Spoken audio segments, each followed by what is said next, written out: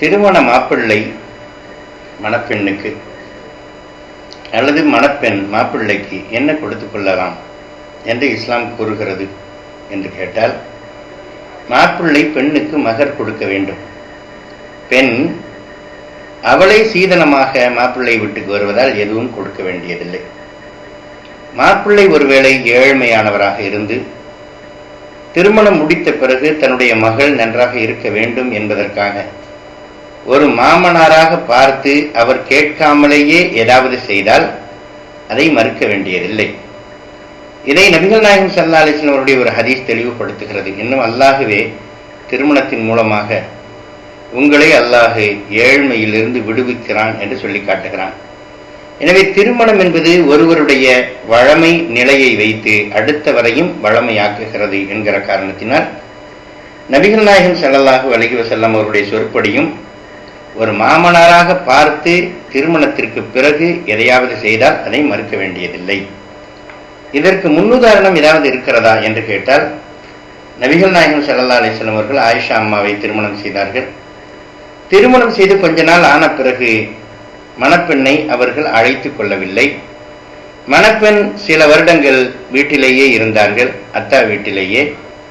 கொஞ்ச நாள் கழிந்ததற்கு பிறகு நபிகள் நாயகம் ஸல்லல்லாஹு அலைஹி வஸல்லம் அவர்களிடத்திலே ஹஜ்ரத் அபூபக்கர் சித்திக் ரலியல்லாஹு அன்ஹு கேட்டார்கள், திருமணம் முடித்து இத்தனை மாதங்கள் ஆகிவிட்டதே, நீங்கள் மணப்பெண்ணை அழைத்துக் கொள்ளவில்லையா என்று கேட்டார்கள். அதற்கான வசதி நான் பெற்றுக்கொள்ளவில்லையே என்று நாயகம் ஸல்லல்லாஹு அலைஹி வஸல்லம் சொன்னபோது, அவர்கள் இருவரும் குடும்பம் நடத்துவதற்கு தேவையான அடிப்படை வசதிகள் சிலவற்றை ஹஜ்ரத் அபூபக்கர் சித்திக் செய்து கொடுத்தார்கள் என்று வரலாற்றிலே காணப்படுகிறது. இதன் மூலம் மாப்பிள்ளைக்காக ஒரு மாமனார் மனமுவந்து அன்பளிப்பு செய்திருக்கிறார் என்பதுதான் அர்த்தமே தவிர, அபூபக்கர் சித்திக்கே கொடுத்திருக்கிறார்களே, நாம் மாப்பிள்ளை பெண் வீட்டிலிருந்து வாங்கினால் என்ன என்று மாப்பிள்ளைகள் நினைத்தால் அது அவர்களுடைய கோளாறு. சரி, மகர் தொகைக்கு உச்ச வரம்பு இருக்கிறதா? பெண்ணுக்கு கொடுக்க வேண்டிய மகர் தொகைக்கு உச்ச வரம்பு ஏதாவது இருக்கிறதா என்று கேட்டால் நிச்சயமாக அது ஒரு மாத சம்பளத்திற்கு அதிகப்படாததாக இருக்க வேண்டும். மாப்பிள்ளையினுடைய ஒரு மாத சம்பளத்திற்கு அதிகப்படாததாக இருக்க வேண்டும். அந்த மகரை யார் நிர்ணயிக்க வேண்டும்? பெண் நிர்ணயிப்பதா அல்லது பெண்ணுடைய பொறுப்பாளி நிர்ணயிப்பதா? பெண் நிர்ணயிக்க முடியாது, பெண்ணுடைய பொறுப்பாளி தான் நிர்ணயிக்க முடியும். ஏனென்றால் திருமணத்தை பொறுத்தவரையில பெண்ணுக்கான பொறுப்பாளர் கட்டாயம் தேவை, ஆணுக்கான பொறுப்பாளர் தேவையில்லை என்கிற போது பெண்ணினுடைய நலன்களை மிக நன்றாக அறிந்த அதனுடைய பொறுப்பாளர் தான் மகரையும் நிர்ணயிக்க வேண்டும். இல்லையாமே, பெண்ணே பார்த்து மாப்பிள்ளையை பார்த்து எனக்கு இவ்வளவு தா என்று கேட்க வேண்டும். அது கிடைக்கவில்லை என்று சொன்னால் அந்த மாப்பிள்ளையை உதறி தள்ள வேண்டும் என்றெல்லாம் இப்போது புதிதாக சில பேர் பேச ஆரம்பித்திருக்கிறார்களே என்று நீங்கள் கேட்டால், வரதட்சணை வாங்குகிற ஆண்கள் மீது ஒரு விதமான வெறுப்பு ஏற்பட்டு அப்படி சொல்லி இருக்கலாம். நீங்கள் டிமாண்ட் பண்ணினால்தான் இந்த ஆண் வர்க்கம் பெண் கிடைக்காமல் அவதிப்பட்டு உங்கள் வழிக்கு வருவார்கள் என்கிற அர்த்தத்தில் பேசியிருக்கலாம். ஆனால் ஆனந்த விகடன் பத்திரிகையினுடைய துணை பத்திரிகையான ஜூனியர் விகடன் பத்திரிகையிலே ஒரு செய்தி வந்தது. ஒரு கிராமத்திலே லாரி ஓட்டுகிறவன் போகிற வழியிலெல்லாம் தப்பாக நடந்து அதன் மூலமாக எய்ட்ஸை வாங்கி வந்து மனைவியோடு உடலுறவு கொண்டு அதன் காரணமாக அவள் கொஞ்ச நாளிலே அவள் எய்ட்ஸ் வந்து அவளுடைய உடல்நிலை பலகீனமாக இருந்ததால் அதை தாங்க முடியாமல் சீக்கிரமே செத்து போன பிறகு இவன் எய்ட்ஸ் நோயாளி என்று தெரிந்தும் கூட ஜான் பிள்ளையானாலும் ஆண் பிள்ளை என்ற காரணத்தினால் அவனுக்கு இரண்டாவது பெண் கொடுப்பதற்காக சொந்தக்காரர்களை போட்டி போட்டுக்கொண்டு நின்ற கதையையும், அதை அந்த பத்திரிகைக்காரர்கள் அந்த கிராமத்தில் போய் விழிப்புணர்வு ஏற்படுத்தி தடுத்ததையும் அந்த பத்திரிகை சொல்லி காட்டுகிறது. எனவே இப்படியெல்லாம் உசிப்பி விடுவது என்பது திருமணம் முடிக்காத பெண்களை சமுதாயத்தில் அதிகமாக உட்கார வைப்பதற்கு தோதுவாக அமையுமே தவிர அவர்களுக்கான விடிவு காலத்திற்கு உதவாது. இதுல இன்னொரு செய்தியை நாம் கவனிக்க வேண்டும். இந்த சகர் நேரத்தில் விதவிதமாக பேசுகிறார்கள். மந்திரவாதியிலிருந்து சாதாரண ஆசாமி வரையில நிறைய பேர்கள் பேசுகிறார்கள். இதுதான் என்றில்லை, எல்லா இயக்கங்களும் சகர் நேரத்திலே நம்முடைய உயிரை வாங்குகிறார்கள். அப்படி ஒரு தடவை மெட்ராஸிலே இருக்கக்கூடிய மிக உயர்ந்த ஒரு பள்ளிவாசலின் இமாம் பேசும்போது சொன்னார், மகரை பற்றி நாம் நன்றாக தெரிந்து கொள்ள வேண்டும். யாராவது மாப்பிள்ளை பெண்ணிடத்திலே நான் முன்னே கல்யாணம் பண்ணி கொள்கிறேன் என்று கேட்டால் பெண் சொல்ல வேண்டும், எனக்கு 2 லட்சம் தாண்டு கேட்கணும். உடனே அந்த மாப்பிள்ளை சொல்லுவாரு, இல்லைங்க எனக்கு 1 லட்சம் தான் வசதிப்படும், 2 லட்சம்லாம் எனக்கு என்கிட்ட இல்லைன்னு அவர் சொல்லணும். சொன்ன உடனே இந்த பெண் சொல்லணுமா, 1 லட்சம் தான் உன்கிட்ட இருக்கா, அப்படின்னா நான் அழகிங்க போய்த்தானே என்ன கல்யாணம் பண்ண வந்த, நான் வேணும்னா 2 லட்சம் தான், இல்லை நான் பக்கத்து வீட்டில் ஒரு கருப்பி இருக்கா அவளை கல்யாணம் பண்ணிக்கோ அப்படின்னு சொல்லணும் என்று முட்டாள்தனமாக பேசினார். இப்படி சகர் நேரத்திலே உட்கார்ந்து கொண்டு நிற வெறி தூண்டுகிற காரணத்தினால் கருப்பெண்ண வெளுப்பெண்ண அங்கே மார்க்க பக்தியை பார்க்க வேண்டும் என்று ரசூலுல்லாவே சொன்னதற்கு பிறகு கிறுக்குத்தனமாக கருப்பியை 1 லட்சத்துக்கும் வெள்ளை பெண்ணை 2 லட்சத்திற்கும் மனம் முடித்துக்கொள் என்று ஒரு பைத்தியக்காரத்தனமாக ஒரு அறிவாளி என்கிற போர்வையில் இருக்கிற ஒரு முட்டாள் பேசுகிறான் என்று சொன்னால் எவ்வளவு பெரிய அறிவினம் பாருங்கள். இதனால் தான் சகர் நேரத்திலே உட்கார்ந்து கொண்டு எல்லாரையும் மென்டல் ஆக்குவதால் தான் ஹைஅத்து ஷரியா என்கிற ஷரியத் பேரவையெல்லாம் ஷரியத் சகர் நேர சிந்தனையே வேண்டாம் என்று அலர ஆரம்பித்திருக்கிறார்கள். ஆனால் இதில் ஒரு வேடிக்கை, ஹையத்து ஷரியாவை சேர்ந்தவர்கள் கூட சமீபத்திலே அந்த சகர் நேர குழப்படியில் மாட்டிக்கொண்டார்கள் என்பதுதான். ஒரு பொற்குவியல் அளவிற்கு மகர் கொடுத்தாலும் அதை திரும்ப பெற்றுக் கொள்ளாதீர்கள் என்ற ஆயத்தை சுட்டிக்காட்டி உமர் கத்தாப் ரலியல்லாஹு அன்ஹு அவர்களுக்கு ஒரு கிழவி புத்தி சொன்னதாக ஒரு ஹதீஸ் வருகிறது. அதாவது மகரினுடைய உச்சகட்ட தொகையை நிர்ணயிக்க வேண்டும் என்று உமர் சொன்னபோது ஒரு கிழவி சொன்னார்களாம், குர்ஆனுடைய ஆயத்திற்கு மாற்றமாக நீங்கள் நடக்கிறீர்கள், குர்ஆனுடைய ஆயத்திலே பொற்குவியலையே கொடுத்தாலும் நீங்கள் திரும்ப பெறாதீர்கள் என்று இருக்கிற போது நீங்கள் எப்படி உச்சவரம்பை கொண்டு வரலாம் என்று உமர் கத்தாபை பார்த்து கேட்டதற்கு உமர் கத்தாப் ரலியல்லாஹு அன்ஹு அவர்கள் அப்படியே பணிந்து போனதாக சொல்லி, எனவே அந்த காலத்திலே பெண்கள் கேட்டதை போன்று நீங்கள் வரம்பு மீறி கேளுங்கள் என்று சில பேர் சொல்லுகிறார்களே என்று நீங்கள் கேட்டால், உமர் ரலியல்லாஹு அன்ஹு அவர்கள் குர்ஆனை விளங்காதவர் மாதிரியும் அந்த ஒரு சாதாரண கிழவி உமருக்கே குர்ஆனை சொல்லிக் கொடுக்க வேண்டிய அவசியம் ஏற்பட்டது என்பதை போலவும் சொல்லி, உமர் கத்தாப் ரலியல்லாஹு அன்ஹு ஏற்படுத்திய இந்த சமுதாயத்தினுடைய அதிக அற்புதமான விஷயங்களை எல்லாம் தூர தூக்கி வீசுங்கள் என்று சொல்லுவதற்காக சில நூதனமானவர்கள் இந்த ஹதீஸை பயன்படுத்துவார்கள். குர்ஆனிலே அந்த வசனம் இருக்கிறதே, அது பொற்குவியலையே கொடுத்தாலும் என்று இருக்கிறதை தவிர பொற்குவியலை கொடு என்று சொல்லவில்லை. கொடுத்தாலும் என்பதற்கும் கொடு என்பதற்கும் வித்தியாசம் இருக்கிறது. அதாவது ஒரு ஆள் சொல்றார், ₹1,00,000 கொடுத்தாலும் உன் முகத்துல முழிக்க மாட்டேன்னு சொல்றார். இன்னொருத்தர் சொல்றார், கோடி கோடியா லாபம் வந்தா கூட உன்னோட பார்ட்னராக இருக்க மாட்டேன் அப்படின்னு சொல்றார் ஒரு வியாபாரி. இன்னொருத்தர் சொல்றார், ஒரு நாளைக்கு ₹100 சம்பளம் தந்தா கூட உங்ககிட்ட வேலை பார்க்க மாட்டேன்னு சொல்றார். இதில் யாராவது ஒருத்தர் முதல் ஆளுக்கு ₹1,00,000 வரைக்கும் கொடுத்து அவனை தாஜா பண்ண பார்க்கிறான் என்று நினைப்பார்களா? அல்லது அந்த பார்ட்னர் கோடி கோடியா லாபம் சம்பாதிக்கிறான்னு பார்ப்பாங்களா? அல்லது மூணாவதாக அந்த வேலைக்காரன் ₹100 சம்பளம் வாங்க முடியும்னு நினைப்பாங்களா? கிடையாது. ஒருத்தனுடைய லெவல் ₹10 சொன்னா அவன் ₹100 சவால் விடுவான். இன்னொருத்தவன் லட்சத்திலே சம்பாதிக்கிறான் என்று சொன்னால் கோடியிலே சவால் விடுவான். இன்னொருத்தன் ₹1000 சம்பாதிக்கிறான்னா ₹1,00,000 அவன் சவால் விடுவதிலே இருக்கும். எனவே அல்லாஹ் தஆலா திருக்குர்ஆனிலே சொன்னது ஆக பெரிய ஒரு மகர் தொகையை சொன்னான். உதாரணத்துக்கு சமீபத்தில் மிட்டல் என்கிற ஒரு மிகப்பெரிய பணக்காரன், இந்தியாவினுடைய மிகப்பெரிய பணக்காரன், தன்னுடைய மகளுக்கு திருமணம் செய்திருக்கிறார். அதிலே கோடிக்கணக்கான ரூபாய் அலங்காரத்திற்கு மட்டுமே செலவாகி இருக்கிறது. கோடிக்கணக்கான என்றால் பல கோடி ரூபாய் அலங்காரத்திற்கு மட்டுமே செலவாகி இருக்கிறது. இப்போது சொல்லுங்கள், அந்த மிட்டல் ஒரு முஸ்லிமாக இருந்து அவர் வீட்டிலே அந்த பெண்ணுக்கு மகர் தொகையை, அந்த ஆணுக்கு மகர் தொகையை நிர்ணயிக்கிற போது 1000, 2000, 1,00,000, 1 கோடியோ மகர் நிர்ணயித்தால் அது சரியாக வருமா? நிச்சயமாக வராது. அதை போன்ற பணக்காரர்கள் கோடி கோடியாக ஒரு பொற்குவியலையே கொடுக்க வேண்டும். ஆனா ₹10 சம்பாதிக்கிறவன் எப்படி ஒரு பொற்குவியலை கொடுக்க முடியும்? எனவே எப்படி பார்த்தாலும் சரி, உமர் கத்தாப் ரலியல்லாஹு அன்ஹு அவர்களுக்கு கிழவி சொன்னதும் தெரியும், உமர் கத்தாப் சொன்னது கிழவிக்கும் தெரியும். உமர் கத்தாப் எந்த அர்த்தத்தில் சொன்னாங்கன்னா, 100 ரூபாய் சம்பாதிக்கிறவன்ட்ட போய் நீங்க 10,000 ரூபாய் மகர் கேட்குறீங்க, அதனால் அவனுக்கும் கல்யாணம் முடியாம போகுது, உங்களுக்கும் கல்யாணம் முடியாம போகுது, அதனால ஒரு வரம்பு நிர்ணயிச்சிட்டோம்னா எல்லாருக்கும் கல்யாணம் நடக்கும் என்கிற அர்த்தத்திலே நபிகள் நாயகம் ஸல்லல்லாஹு அலைஹி வஸல்லம் உங்களுடைய சுன்னத்தை விடுபட்டு போய்விடக் கூடாது அப்படிங்கிறதுக்காக அவங்க சட்டம் கொண்டு வர பார்த்தாங்க. ஆனா கிழவி என்ன சொன்னாங்கன்னா, மிட்டல் மாதிரி இன்னும் மிகப்பெரிய ஸ்டார்கள் மாதிரி திருமணம் செய்யக்கூடிய வசதியுள்ள ஒரு ஆண்மகன் அவன் மகரை கொண்டு போய் 1000 ரூபாய் 2000 ரூபாய் கொடுத்து முடிச்சுக்கிட்டான்னா அவனையும் கேவலப்படுத்துற மாதிரி ஆச்சு, குர்ஆனுக்கு மாற்றமா நடக்கிற மாதிரி ஆச்சு. பெண்ணை மிக மலிவான விலைக்கு அவன் வாங்குவதாக அர்த்தம் என்கிற காரணத்தினால் அந்த கிழவி சொன்னாங்க, உச்ச வரம்பு நிர்ணயிக்காதீங்க, அது குர்ஆனுக்கு மாற்றமானதுன்னு சொன்னாங்க. எனவே உமர் கத்தாப் அதை விளங்கிக் கொண்டார்கள், அவ்வளவுதான். எனவே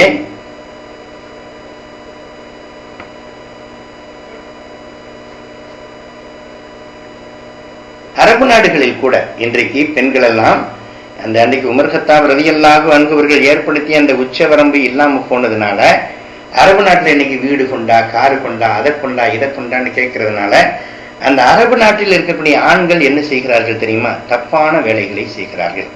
முத்தஆன்னு ஒரு திருமணம் இருக்குது இஸ்லாத்துல, முத்தஆன்னு ஒரு திருமணம். அந்த திருமணம் எதுக்குன்னு கேட்டா, போர்க்காலங்கள்ல ஒரு வருஷம் 2 வருஷம் வெளியூர் போகக்கூடிய ஆண்கள் 1 வருஷம் 2 வருஷம் கழிச்சு தான் வருவாங்க.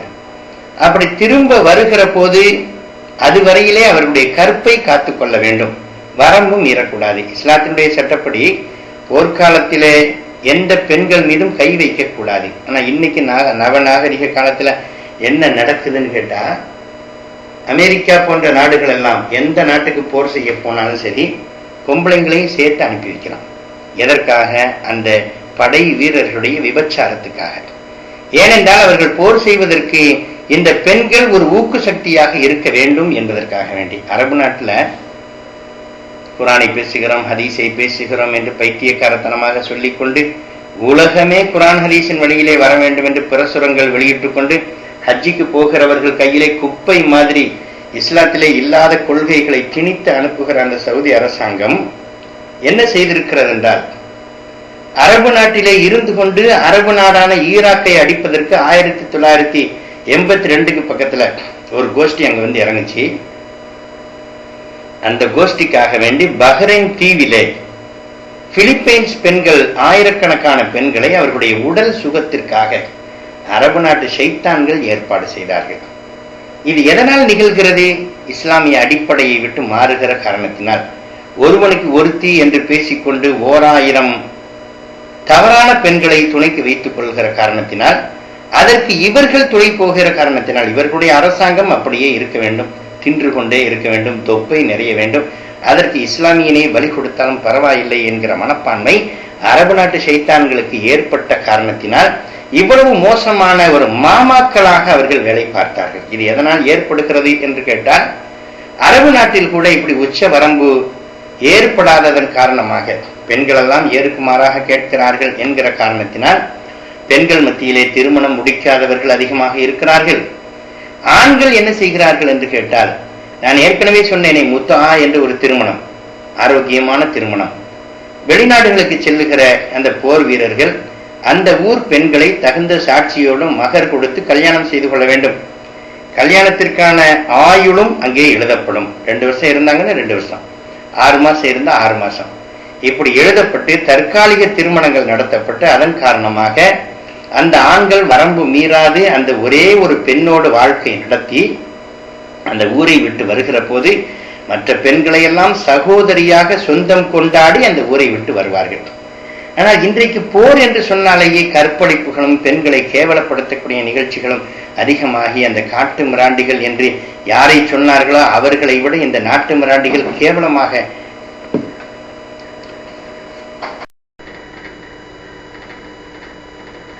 அரபு நாடுகளில் திருமணம் முடிக்க லட்சக்கணக்கான தீனார்கள் தேவைப்படுகிறது. ஏனென்றால் பெண்கள் அந்த அளவிற்கு டிமாண்ட் செய்கிறார்கள். மகர் தொகை என்கிற பெயரிலே ஆண்களை கசக்கி பிழிக்கிறார்கள் என்கிற காரணத்தினால்தான் முத்தா என்று போர்க்களங்களில் மாத்திரம் அனுமதிக்கப்பட்ட ஆகுமான போர் விதி மீறல்களை கட்டுப்படுத்துவதற்காக வேண்டி கொண்டு வரப்பட்ட அந்த முத்தா என்பது தற்காலிக திருமணத்தை இன்றைக்கும் கூட அரபு நாடுகளில் இருக்கக்கூடிய ஷேக்குகள் பயன்படுத்தி கொள்ளுகிறார்கள். அவர்கள் இந்திய நகரங்களான பெங்களூர், கேரளா போன்ற நகரங்களுக்கு வந்து தற்காலிக திருமணங்களை முடித்து 2 மாதங்களில் திரும்பி செல்லுபவைகள் எல்லாம் சர்வசாதாரணமாக நிகழ்ந்து கொண்டிருக்கிறது. இந்த கோளாறு ஏற்பட்டதற்கு முதல் காரணம் மகர் என்றால் என்ன என்பதை அவர்கள் புரிந்து கொள்ளாததன் காரணமாகத்தான். அதே போன்று அங்கே இருக்கிற பெண்கள் கூட தாங்கள் முதிர்கண்ணிகளாக இருப்பதை பற்றி கவலைப்படாமல் வாழ்க்கை வசதி வந்தால் மாத்திரமே திருமணம் செய்வது என்கிற நிலை இருக்கிற காரணத்தினால் நபிகள் நாயகம் ஸல்லல்லாஹு அலைஹி வஸல்லம் அவர்களுடைய ஹதீஸுகள் இன்றைக்கு கேள்வி கேட்பார் இல்லாமல் மீறப்பட்டு கொண்டிருக்கின்றன என்பதுதான் உண்மை. எனவே மகர் தொகை என்பது அனுமதிக்கப்பட்ட ஒரு விகிதத்திலிருந்து அதிகமாகிற போது நிச்சயமாக திருமணம் நடைபெறாமல் போகக்கூடிய சாத்தியக்கூறுகள் அதிகமாகிற காரணத்தினால் அரபு நாடுகளில் அளவுக்கு அதிகமாக மகர் கேட்பதும் கூட பெண்கள் கேட்கிற வரதட்சணை என்று சொல்லலாமே தவிர அதை மகர் என்கிற திருமண கொடையாக சொல்லவே முடியாது. என்ன மகரையே கூடாது என்று சொல்லுகிறானே என்று பல்லை கிடைக்கிறீர்களா? நிச்சயமாக நபிகள் நாயகம் ஸல்லல்லாஹு அலைஹி வஸல்லம் சொன்ன வார்த்தைகளை கவனியுங்கள். திருமணம் முடிக்காமல் இருக்கிற ஆணும் பெண்ணும் ஒவ்வொரு நிமிடமும் தவறுக்கு மேல் நிற்கிறவர்களாகிறார்கள். திருமண வயது வந்த ஆணுக்கும் பெண்ணுக்கும் திருமணம் செய்து வைக்காத பெற்றோர்கள் அல்லாஹ்விடத்திலே பாவி ஆகிறார்கள். அந்த பிள்ளைகள் செய்கிற தப்புக்கு பொறுப்பாகிறார்கள். அது மாத்திரமல்ல, நபிகள் நாதர் ஸல்லல்லாஹு அலைஹி வஸல்லம் அவர்கள் ஒரு மாப்பிள்ளை இடத்திலே உனக்கு என்ன மகர் இருக்கிறது என்று கேட்டார்கள். இந்த பெண்ணை எனக்கு திருமணம் செய்து வையுங்கள் என்று ஒரு சஹாபி கேட்கிற போது நபிகள் நாயகம் ஸல்லல்லாஹு அலைஹி வஸல்லம் அவர்கள் அவருடைய தகுதியை மீறி மகர் நிர்ணயித்திருந்தார்களேயானால் என்ன சொல்லி இருக்க வேண்டும்? ஒரு 1000 ரூபாய் புரட்டி கொண்டு வா, அதற்கு பிறகு உனக்கு நான் திருமணம் செய்து தருகிறேன் என்று சொல்லி இருக்க வேண்டும். மாற்றமாக உன்னிடத்தில் என்ன இருக்கிறது என்று கேட்டார்கள். என்னிடத்தில் எதுவுமே இல்லை என்று அவர் சொன்ன போது கையில் இருக்கிற ஒரு இரும்பு மோதிரத்தை கொண்டு நபிகள் நாதர் ஸல்லல்லாஹு அலைஹி வஸல்லம் திருமணம் முடித்தார்கள் என்று சொன்னால், முடித்து வைத்தார்கள் என்று சொன்னால், இங்கே மகர் என்பது அந்த கணவனுடைய தகுதிக்கு தகுந்ததாக நிர்ணயிக்கப்பட்டதே தவிர பெண்ணுடைய தேவைகளுக்காக நிர்ணயிக்கப்படவில்லை. திருமணம்தான் அங்கே முக்கியமாக இருந்ததே தவிர காசு பணம் முக்கியமாக இருக்கவில்லை. இன்றைக்கு ஆண்கள் தமிழ்நாட்டிலே எப்படி வரதட்சணைக்காக நாக்கை தொங்க போட்டு அழைக்கிறார்களோ அதே போன்றுதான் வரைமுறையற்ற மகர் நிர்ணயிப்பதன் காரணமாக இதே நிலையிலே பெண்கள் அரபு நாடுகளில் அலைந்து கொண்டிருக்கிறார்கள் என்பதுதான் உண்மை. இல்லை என்றால் நபிகள் நாதர் ஸல்லல்லாஹு அலைஹி வஸல்லம் அவர்கள் ஹஜ்ரத் அலி ரலியல்லாஹு அன்ஹு அவர்களுக்கு மகர் நிர்ணயித்தார்களே, எப்படி தெரியுமா? அவர்களுடைய உருக்கு சட்டை அவர்களிடத்தில் இருந்தது. கடன் வாங்கி மகர் கொடுக்க வேண்டும் என்கிற நிலையில் ஒரு திருமணம் நடந்தால் அது கூட மார்க்கத்திற்கு விரோதமானதுதான். எப்படி ஒரு மணப்பெண்ணை பெற்றவர் வரதட்சணைக்காக கடன் வாங்கி கொண்டு திரிகிறாரோ, அடுத்தவர்களிடத்தில் கையேந்தி கொண்டு திரிகிறார்களோ, அதே நிலை மணமகனுக்கு மகர் சம்பந்தமாக ஏற்படுமேயானால் அது கூட திருமணத்திலே வரம்பு மீறிய செயல்தான் என்பதை நபிகள் நாதருடைய ஒவ்வொரு செயலும் இங்கே நிரூபித்துக் கொண்டிருக்கிறது. அலி ரலியல்லாஹு அன்ஹு அவர்களிடத்தில் என்ன கேட்டார்கள்? என் மகளை திருமணம் செய்து கேட்கிறீர்களே, உங்களிடத்தில் என்ன மகர் இருக்கிறது என்று கேட்டார்கள். அலி ரலியல்லாஹு அன்ஹு அவர்கள் சொன்னார்கள், என்னை பற்றி உங்களுக்கு தெரியாதா என்று கேட்டார்கள். நபிகள் நாயகம் ஸல்லல்லாஹு அலைஹி வஸல்லம் அவர்களே அலி ரலியல்லாஹு அன்ஹு அவர்களுடைய ஒவ்வொரு பொருட்களையும் ஆராய்கிறார்கள்.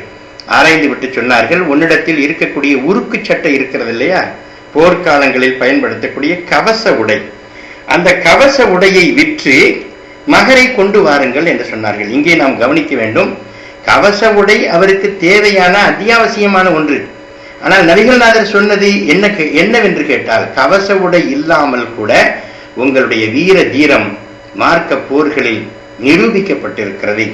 எனவே உங்களுக்கு கவச உடை தேவையில்லை, அதையே நீங்கள் மகராக நீங்கள் என்னுடைய பெண்ணுக்காக தயார் செய்து கொண்டு வாருங்கள் என்று சொன்னார்களே. எனவே நபிகள் நாதர் ஸல்லல்லாஹு அலைஹி வஸல்லம் அவர்கள் இருந்த காலம் வரையிலே ஒரு மணமகன் கடன் வாங்கி மகர் வாங்கியதாக ஒரே ஒரு ஹதீஸை நிரூபிக்க முடிந்தால் வரம்பு மீறி மகர் நிர்ணயிப்பது சரி என்று நான் சொல்லுவேன். இல்லாத வகையிலே வரம்பு மீறி மகர் நிர்ணயிப்பது பெண் கேட்கிற வரதட்சணை, பெண் தனக்காக மாப்பிள்ளை இடத்தில் கேட்கிற வரதட்சணை என்று சொல்லலாம். சரி, அடுத்த கேள்விக்கு வருவோம். இந்த காலத்திலே நிறைய பேர்கள் வரதட்சணை ஒழிப்பு மாநாடு என்று ஒரு நாடகம் நடத்துகிறார்கள். அதிலே இருக்கிற சில கூத்துக்களை பார்த்தால் பரிதாபமாக இருக்கிறது. மேடையிலே சில பேர் இருக்கிறார்கள். அவர்கள் என்ன செய்கிறார்கள் என்றால், நாங்கள் 1992 20,000 ரூபாய் வரதட்சணை வாங்கினோம், அந்த தொகையை இப்போது என் மாமனாரிடத்தில் கொடுக்கிறேன் என்று சொல்லுகிறார்கள். உடனே ஒரு மாமனார் உருவத்தில் இருக்கக்கூடிய அப்பாவி மேடை ஏறி அந்த காசை வாங்கிக் கொள்கிறார். இதன் மூலமாக என்ன நடக்கிறது என்று கேட்டால், நாங்கள் வரதட்சணையை ஒழித்து விட்டோம் என்று சில கோமாளிகள் சொல்லிக் கொண்டிருக்கிறார்கள். உண்மையில் என்ன நடக்கிறது தெரியுமா? வரதட்சணை ஒழிப்பு மாநாடுகள் என்கிற பெயரிலே இவர்கள் நடத்தக்கூடிய கூத்துக்கள் இஸ்லாத்தை மற்றவர்களுக்கு மத்தியிலே இழிவுபடுத்தி கொண்டிருக்கிறது என்பது மாத்திரமல்ல, மனித நாகரிகத்தை இவர்கள் மீறிக் கொண்டிருக்கிறார்கள் என்பதுதான் உண்மை. இல்லை என்றால் வரதட்சணை ஒழிப்புக்காக வேண்டி ஒரு காலத்திலே சில பேர்கள் உண்ணாவிரதம் இருந்தார்கள்.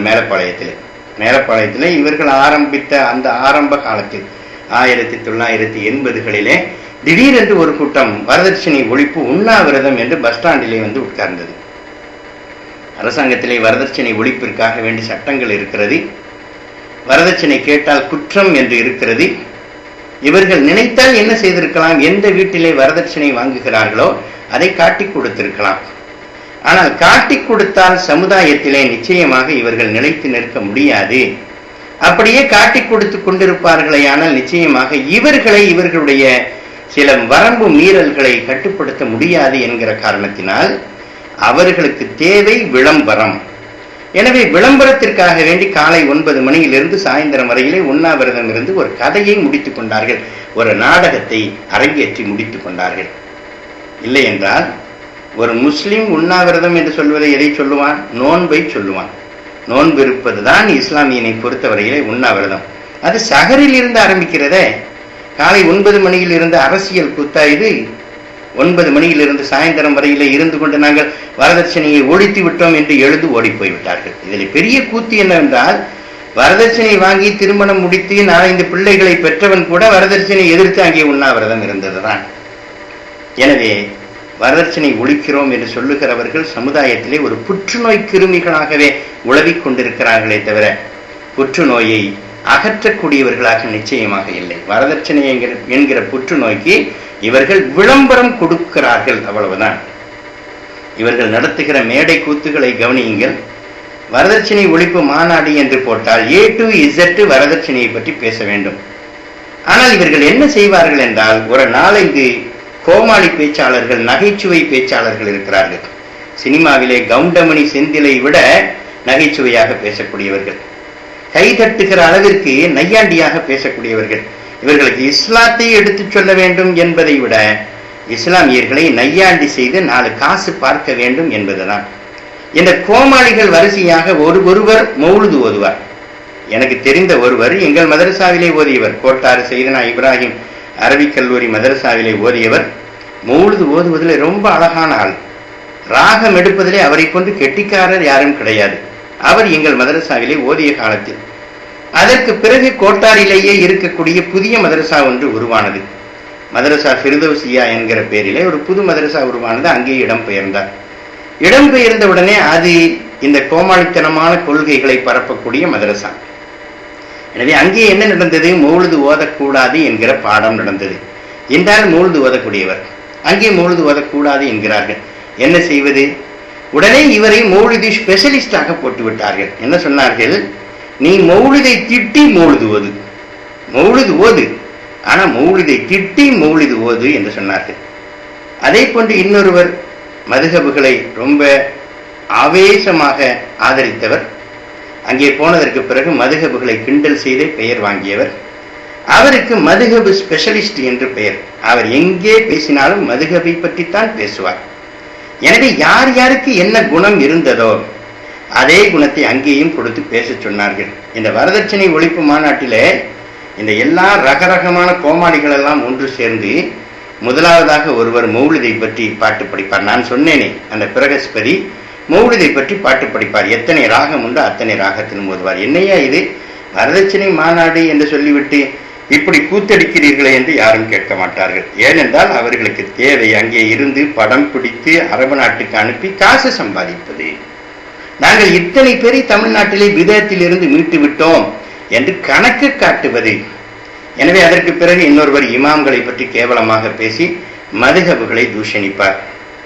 இப்படி வரிசையாக ஒவ்வொருவனாக வந்து பேசி முடித்ததற்கு பிறகு கடைசியா ஒருத்தர் வருவார். அவர் தான் புதுசா குரானையே கொண்டு வந்தவர். 1400 ஆண்டுகளாக பெரும் பெரும் மேதைகள் சொன்ன தீர்ப்புகளை, கருத்துக்களை, விரிவுரைகளை எல்லாம் ஒதுக்கி வைத்துவிட்டு தன் இஷ்டத்திற்கு திருக்குரானுக்கு வியாக்கியானம் செய்து புதிதாக ஒரு இஸ்லாத்தையே திருக்குரான் மூலம் அறிமுகப்படுத்தியவர். அதற்கு திருக்குரான் என்றே பெயரிட்டவர். மொழிபெயர்ப்பு என்றும் போடவில்லை, வேறு எதுவும் போடவில்லை, திருக்குரான் என்றே அதற்கு பெயரிட்டு வெளிக்கொண்டு வந்தவர். ஏனென்றால் அவரை பொறுத்தவரையில் அவர்தான் அல்லாஹ், அவர்தான் ரசூல், அவர்தான் இமாம், அவர்தான் அவுலியா, அவர்தான் எல்லாமே. அவரை தவிர வேறு எவனாவது பெயர் எடுப்பதாக இருந்தால் அவர் உளவுத்துறையிடம் காட்டி கொடுத்து விடுவார். அந்த அளவிற்கு ரொம்ப ஃபேமஸான ஆள்.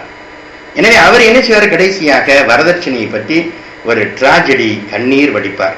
ஆகா, சமுதாயத்திலே இவ்வளவு பெரிய வரதட்சணை கொடுமை நடக்கிறதே, இந்த இமாம்கள் என்ன செய்கிறார்கள், இந்த ஜமாத்துகள் என்ன செய்கிறது என்றெல்லாம் கேட்டு அந்த இடத்திலே ஒரு நகைச்சுவையான ஒரு கண்ணீர் கதையை அவிழ்த்து விடுவார். அதற்கு பிறகுதான் இருக்கிறது, மாப்பிள்ளைகள் வருவார்கள், மாமனார் கையிலே காசை கொடுப்பார்கள், நாங்கள் வரதட்சணையை ஒழித்து விட்டோம் என்று தம்பட்டம் அடித்துக் கொள்வார்கள். கொஞ்சம் யோசனை செய்து பாருங்கள். ஒரு மாப்பிள்ளை தன்னுடைய மாமாவிடத்திலே 1980ஆம் ஆண்டிலே 10,000 ரூபாய் வாங்கி இருந்தால் 2007 இப்போது 17 ஆண்டுகள் ஆகியிருக்கிறது.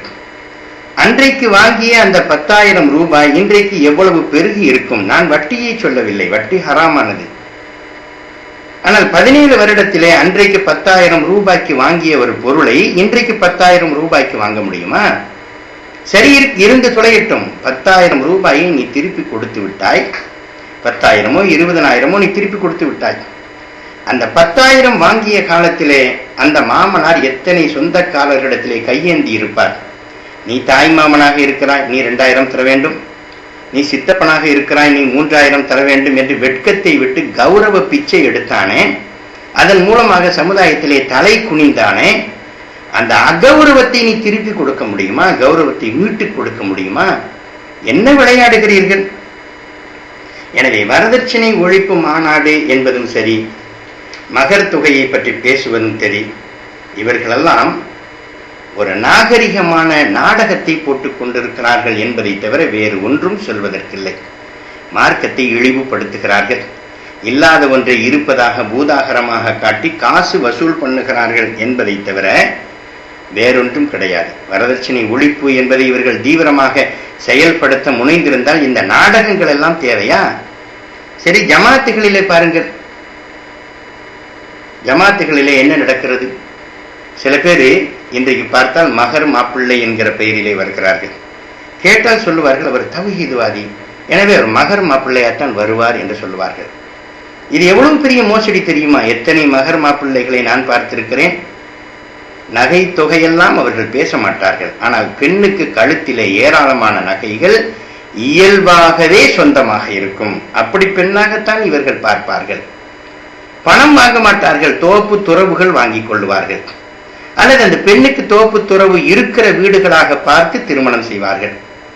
அதே போன்று இன்னொரு கொடுமை, ஒரே வீட்டிலே ஒரே பிள்ளையாக இருக்கிற வீடுகளாக பார்த்து திருமணம் செய்வார்கள். எல்லா சொத்தும் தன்னுடைய தொப்பையை நிறைக்க வேண்டும் என்பதற்காக வேண்டும். இந்த மாதிரி மகர் மாப்பிள்ளைகள் தான் இன்றைக்கு தௌஹீது பேசிக்கொண்டு நாட்டை ஏமாற்றி கொண்டு திரிகிறார்கள். 10 ஒருவர் சரியாக இருக்கலாம், அதை நான் தப்பு என்று சொல்லவில்லை. 10 ஒரே ஒருவர் மகர் மாப்பிள்ளையாகவே எந்த விதமான வசதியும் மற்ற பெண்ணை திருமணம் முடிப்பவராக இருக்கலாம். மீதி 9 மோசடிகள் தான். என் தமிழ்நாட்டிலே இதற்கு முன்னால் இந்த பிரகஸ்பதிகள் தலையெடுப்பதற்கு முன்னால் மகர் மாப்பிள்ளை வரவில்லையா? திருநெல்வேலியிலே நான் சொந்த ஊர், என்னுடைய சொந்த ஊர் திருநெல்வேலி பேட்டை. திருநெல்வேலி பேட்டையிலே நான் சின்ன பிள்ளையாக இருக்கிற போதெல்லாம் சில கல்யாணங்கள் நடக்கும். அசருக்கு பின்னாடி அந்த திருமணம் நடக்கும். அதிலே வெற்றிலை பாக்கும் வாழைப்பழமும் கொடுக்கப்படும். இதை தவிர வேறு ஒன்றும் இருக்காது. வாழைப்பழம் கூட இருக்காது, வெற்றிலை பாக்கு மாத்திரம் கொடுக்கப்படும். திருமணம் முடிந்துவிடும், வெற்றிலை பாக்கு மாத்திரம் கொடுக்கப்பட்டு அந்த திருமண விருந்தும் முடிக்கப்பட்டுவிடும். வெற்றிலை பாக்கு தான் விருந்து. அப்போது சொல்லுவார்கள், மாப்பிள்ளை எதுவும் வாங்கவில்லை, பெண் எதுவும் கொடுக்கவில்லை, இது மகர் மாப்பிள்ளை என்று அந்த காலத்திலேயே சொல்லுவார்கள்.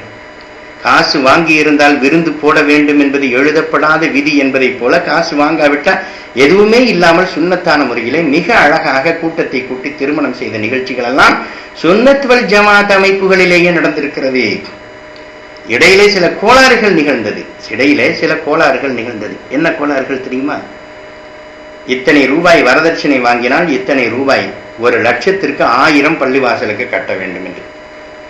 இதனால் என்ன நிகழ்ந்தது? பெண் வீட்டாரிடமிருந்து மிக அதிகமாக வரதட்சணை வாங்கி பள்ளிவாசலுக்கு மொய் எழுதுகிற பழக்கம் ஏற்பட்டது. இதனால் நிறைய ஊர்களிலே அதை முடித்து வைத்து விட்டார்கள். அது போன்று கமிஷன் வாங்குவதை அவர்களே நிறுத்திவிட்டார்கள். சில மார்க்க அறிவற்ற ஊர்களில் மட்டும்தான் இன்றைக்கும் தொடர்ந்து கொண்டிருக்கிறதை தவிர, ஜமாத் அமைப்புகள் என்பவை இன்றைக்குமே மகரை ஆதரிக்கிற, வரதட்சணையை எதிர்க்கிற அமைப்புகளாகத்தான் இருந்திருக்கிறது. புத்தன் தருவையிலே நான் போய் பார்த்தேன். அந்த புத்தன் தருவையிலே மாப்பிள்ளையினுடைய பயோடேட்டா எழுதப்படுகிற போது, மாப்பிள்ளை பெண்ணுடைய விவரங்கள் எல்லாம் எழுதப்படுகிற போது, பெண் போட்டிருக்கிற நகைகள், பெண் வீட்டிலே கொடுத்த சீதனங்கள், பெண் வீட்டார் செலவழித்த செலவுகள் எல்லாவற்றையும் ஒன்று சேர்த்து மகராக எழுதப்படுகிறது. இப்போது மகர 1000 ரூபாய் என்று சில ஊர்களில் எழுதுகிறார்கள் என்று சொன்னால், அங்கே 4,75,000 என்று எழுதப்படுகிறது என்றால் உங்களுக்கெல்லாம் மயக்கம் வராதா? மாப்பிள்ளை அவ்வளவு பெரிய கொடையாளி ஆகிவிட்டானா? 4,75,000 ரூபாய் அங்கே மகர் எழுதப்படுகிறதே. மாப்பிள்ளை அரபு நாட்டில் 20,000 ரூபாய் சம்பாதிக்கிறான், அதுக்கு மேல 5 பைசா சம்பாதிக்கிறது இல்லை. 20,000 ரூபாய் சம்பாதிக்கிறவன் எப்படியா 4,45 லட்சம் ரூபாய் கொடுக்கிறான் என்று நீங்கள் கேட்பீர்களே. ஆனால் மாப்பிள்ளை 5 பைசா கொடுத்திருக்க மாட்டான். இன்னும் சொல்ல போனால் அந்த மகர் எழுதுகிற தொகையை கூட கொடுத்திருக்க மாட்டான். ஆனால் அங்கே 4,45 லட்சம் எழுதப்பட்டது. நான் காரணம் கேட்டபோது சொன்னார்கள், குடும்பத்தில் ஏதாவது பிரச்சனை ஏற்பட்டு விவாக பிரிவினை வருகிறது என்று சொன்னால் என்ன சொல்லுகிறோம்? மகர் தொகையை கொடுத்து விடப்பா என்று சொல்லுகிறோம். இப்போதும் அதையேத்தான் சொல்ல போகிறோம். மகர் தொகையை கொடுத்து விடு என்று சொல்லுவோம். இங்கே பெண் கொடுத்த எல்லாமே பதிவு செய்யப்பட்டு விடுவதால், மகர் என்கிற பெயரிலே பதிவு செய்யப்பட்டு விடுவதால் அதை அப்படியே திருப்பி கொடு. இது சிந்தனைக்குரியது, சர்ச்சைக்குரியது என்றாலும் கூட அங்கே இருக்கிற பெரியவர்கள் சிந்தனை செய்த சிந்தனையை பாருங்கள். சில பிரச்சனைகள் முளைத்து அதன் காரணமாக வெறுமனே லட்சக்கணக்கிலே வாங்கிய 1000 ரூபாயை திருப்பி கொடுத்த கதைகள் எல்லாம் இருந்த காரணத்தினால்தான் இந்த முடிவுக்கு அவர்கள் வந்தார்கள் என்பதை பார்க்கிற போது, ஜமாத் அமைப்புகள் எப்படி வரதட்சணைக்கு எதிராக இருக்கிறது என்று சொல்ல முடியும்? அதே போன்று நான் வேலை பார்த்த ராமநாதபுரம் மாவட்டத்தினுடைய 2 ஊர்கள். ஒரு ஊரிலே நகை தொகை எல்லாவற்றையும் சேர்த்து நகையாக எழுதி விடுவார்கள். நகை தொகை கொடுக்கப்பட்டிருந்தால் நகையாகவே எழுதி விடுவார்கள். சில வீடுகளில் நகை மாத்திரம் இருக்கும், ரொக்கம் இருக்காது. அப்படி ரொக்கம் இல்லாத வீடுகளிலே சீதனம் இல்லை என்று எழுதப்பட்டுவிடும். 51 ரூபாய் சீதன தொகை இருக்குமேயானால் மாப்பிள்ளை வீட்டாருக்கு பெண் வீட்டார் கொடுத்த சீதனம் என்று இருக்கும். அந்த வரியிலே 50 ரூபாய் 51 ரூபாய் என்று இருந்தால் ஏதோ வாங்கி இருக்கிறார்கள், குறைவோ கூடுதலோ என்னவோ வரதட்சணை வாங்கி இருக்கிறார்கள். சீதனம் இல்லை என்று இருக்குமேயானால் அங்கே வரதட்சணை வாங்கப்படவில்லை என்ற அர்த்தம். மற்றபடி நகைகள் எல்லாமே நகைகளில் மொத்தமாக பதிவு செய்யப்பட்டு விடும். இதன் காரணமாகவும் கூட விவாக பிரிவினை வருகிற போது அந்த நகைகளை திருப்பி கொடுக்க வேண்டும் என்கிற நிபந்தனை புத்தகத்திலேயே பதிவு செய்யப்பட்டு விடுகிறது. அதே போன்று இன்னொரு ஊரிலே, அதே ராமநாதபுரம் மாவட்டத்திலே, நிச்சயதார்த்தம் நடக்கிற போது பெண்ணினுடைய நகைகள், பெண்ணுக்கு போடப்படுகிற சீதனங்கள் எல்லாமே எழுதப்படும். எல்லாமே எழுதப்பட்டு விட்டு அங்கே என்ன சொல்லுவார்கள் என்று கேட்டால், மாப்பிள்ளை விட்டார் இந்த சீதனத்தை முறித்துக் கொள்வார்களேயானால், இந்த கல்யாணத்தை முறித்துக் கொள்வார்களேயானால் முன்பணமாக வாங்கியதை 2 மடங்காக பெண் வீட்டுக்கு திருப்பி கொடுக்க வேண்டும். பெண் வீட்டார் முறித்துக் கொள்வார்களேயானால் கொடுத்த பணத்தை இழந்து விட வேண்டும். இதன் காரணமாக மாப்பிள்ளையை தூக்கி கொண்டு லோவென வீடு வீடாக வியாபாரம் பேசுகிற நிலையை அந்த ஊர் ஜமாத்தினர்கள் கட்டுப்படுத்தி இருக்கிறார்கள். எனவே இவைகள் எல்லாவற்றையும் பாருங்கள். ஜமாத் அமைப்புகள் எவ்வளவு ஆரோக்கியமாக வரதட்சணையை ஒழிக்கிறது என்பதை நீங்கள் உணர முடியும். அது மாத்திரமல்ல, அந்த காலத்திலே நம்முடைய பெரியவர்கள் எந்த அளவிற்கு வரதட்சணையை இந்த சீர் வரிசைகளை கட்டுப்படுத்தி இருக்கிறார்கள் என்பதையும் பாருங்கள்.